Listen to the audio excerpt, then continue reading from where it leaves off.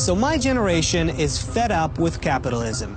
44% of American millennials prefer to live in a socialist country.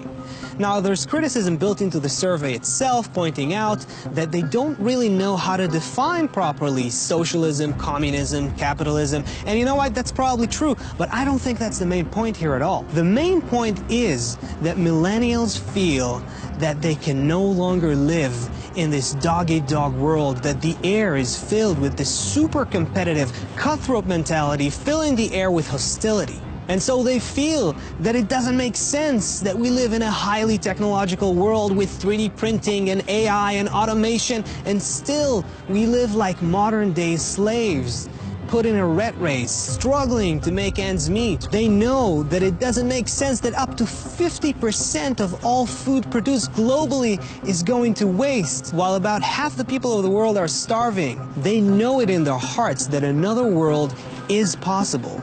And in that respect, I completely and wholeheartedly agree with my generation. So the question is how?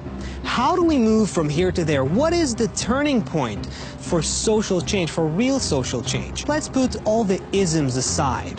Why? Because they create a knee-jerk reaction that puts you on a certain team. You're a socialist or you're a capitalist. You're a communist or you're an anarchist. You have to pick a side, pick a political candidate, pick a political agenda. Let's put all of that aside for a second and just think, why can't we have a more equal society, one that's better to live in? In theory, most people would agree with ideas like equality and mutual consideration and empathy and kindness, love even. Why not?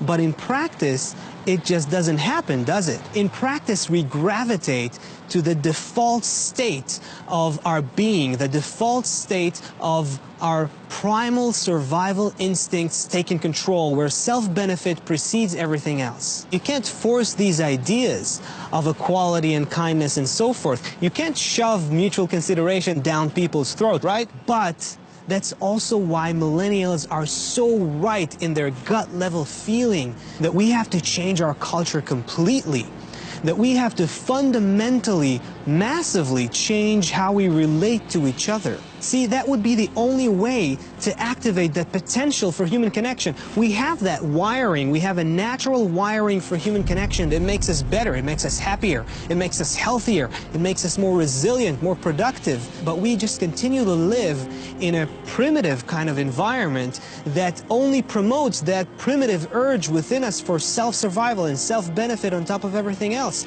So in order to create a better society, in order to even consider social constructs that are new, that can hold in the long term, we're going to have to undergo nothing less than a change of human consciousness. We're going to have to begin to feel each other as interdependent beings. We're going to have to be organically motivated, passionate towards creating a society where everyone is happy and secure and have everything they need.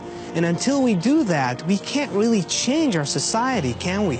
Or our economy, for that matter. We have to actually recognize with all our critical faculties that caring for everyone else is caring for ourselves too.